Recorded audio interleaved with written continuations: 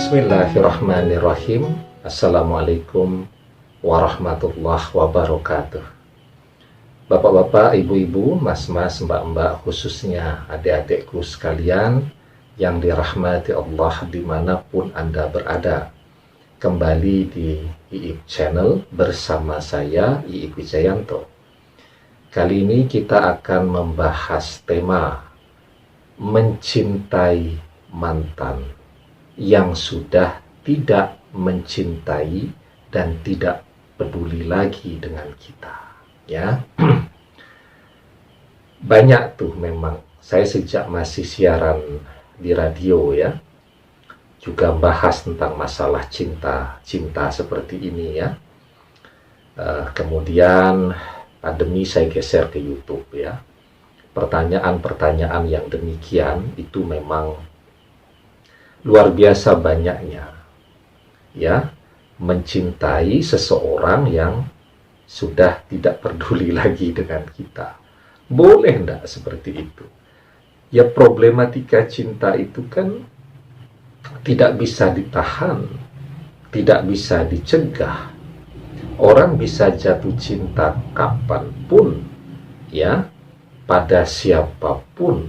Ketika orang keluar dari rumahnya, sangat mungkin dia ketemu jatuh cinta pada pandangan yang pertama. Ya, bagaimana tuh kalau jatuh cinta pada pandangan yang pertama? Ya biarin aja. Ya, namanya mengagumi bisa terjadi di mana saja. Nggak ada masalah. Ya, pulang ke rumah lagi sudah lupa juga. Yang jadi masalah ketika ya jatuh cinta pada pandangan pertama diikuti minta nomor WA-nya. Nah, itu baru kemudian akan muncul banyak persoalan ya. Anda nih yang wanita misal sebagai pengagum David Beckham, Anda mencintai David Beckham, kan tidak ada masalah di situ. Bahkan ada tuh saking ngefans dan saking cintanya kepada David Beckham, dia punya suami, anaknya lahir dikasih nama David Beckham. Ya, nggak ada masalah. Suaminya juga nggak cemburu karena suaminya yakin secinta apapun istrinya dengan David Beckham, istrinya tidak akan pernah bisa mendapatkan cinta dari David Beckham tadi. Ya, nah begitu juga dengan mencintai seseorang ya, mantan yang sekarang sudah tidak peduli lagi dengan kita. Ini kan rasa ya, dan rasa itu adalah sesuatu yang tidak bisa dimanajemen ya. Jadi bagaimana orang memanajemen rasa manis? Yang bisa dilakukan kalau misalnya buat teh tuh, saya sering tuh kemanisan. Ini kan umur saya sudah 42 tahun ya. Biarpun kemarin saya baca komen ada yang bilang Ustadz umurnya baru 25 tahun ya. Alhamdulillah, terima kasih banyak ya atas doanya ya. Kalau menilai saya masih kelihatan 25 tahun. Saya sudah 42 tahun ya. Anak saya yang sulung itu sudah kelas 3 SMA, insya Allah tahun depan mulai kuliah ya. Jadi sudah 42 tahun itu minum manisnya sudah harus mulai agak dikurangi ya. Jadi buat teh itu kalau kemanisan yang saya lakukan adalah menambah airnya lebih banyak. Jadi biar manisnya tidak terlalu banyak.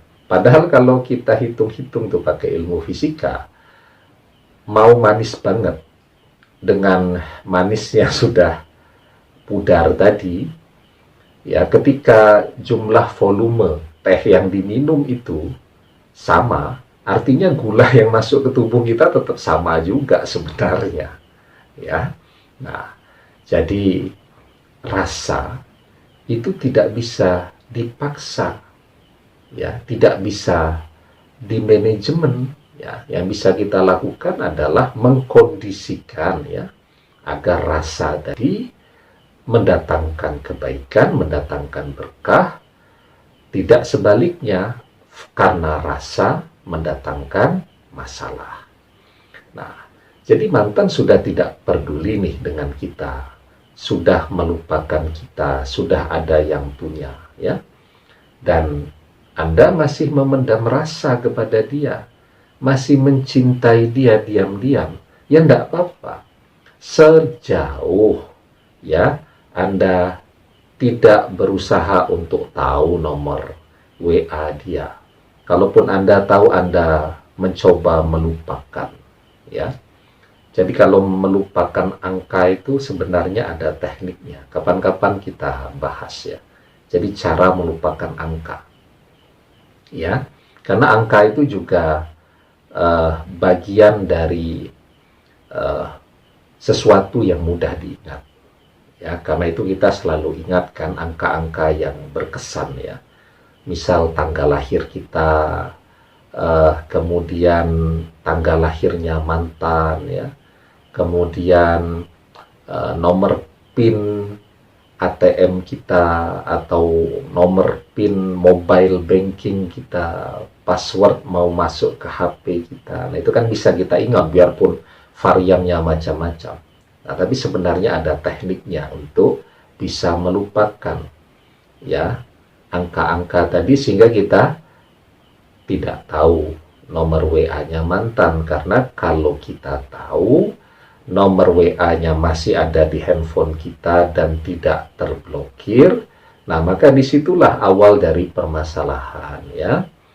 Bisa jadi nanti chattingnya sebenarnya mau silaturahmi saja, say hello, tanya kabar, ndak taunya suaminya atau istrinya malah cemburu, ya, dan kita kemudian akan dinilai sebagai orang ketiga, kan tidak elok itu, ya. Begitu. Nah, belum kita cuman pengen tanya kabar, ternyata dia yang baper, nanti GR dan seterusnya.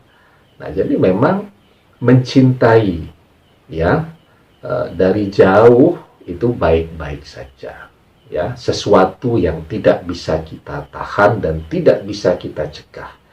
Yang bisa kita cegah adalah jangan memasuki pekarangan rumah orang lain. Nah, ya, karena banyak kan yang suka masuk ke pekarangan rumah orang lain, ke halaman rumah orang, ya, metik daun tuh. Misal kalau kita tinggal di desa-desa, ada batang pisang, ya, milik tetangga, ada pagarnya tuh.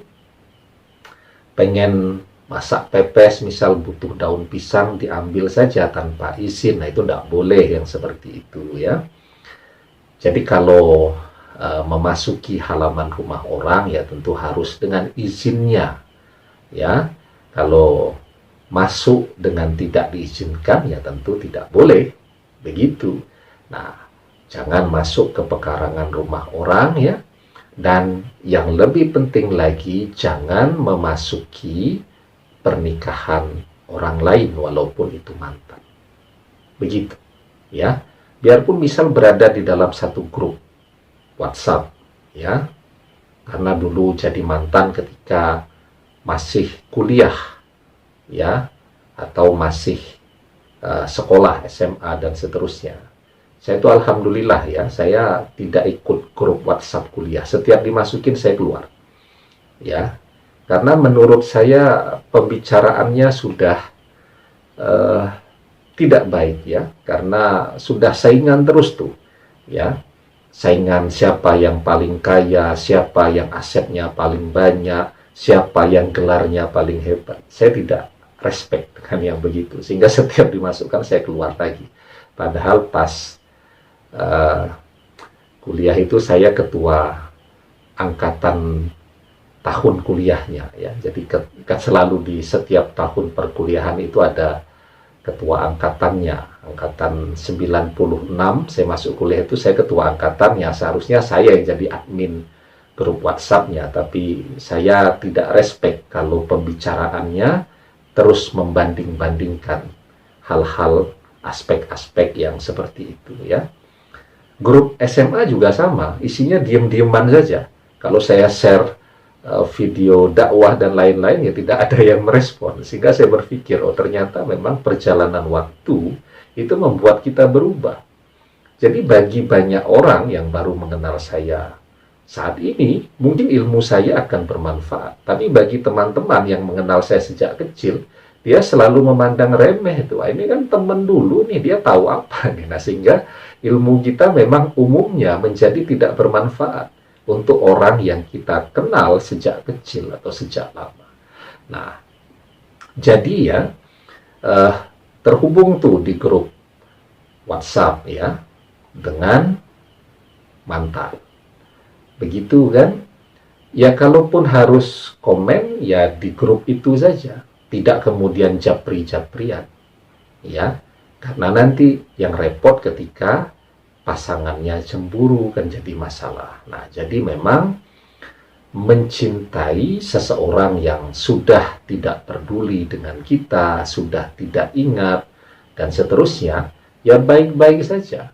Ya, yang penting jangan mendekati, jangan mengganggu rumah tangga orang lain. Itu saja prinsip yang harus kita jaga, yang harus selalu kita pegang dengan teguh. Ya, sekarang bagaimana dengan mereka yang pada saat ini belum memiliki pasangan?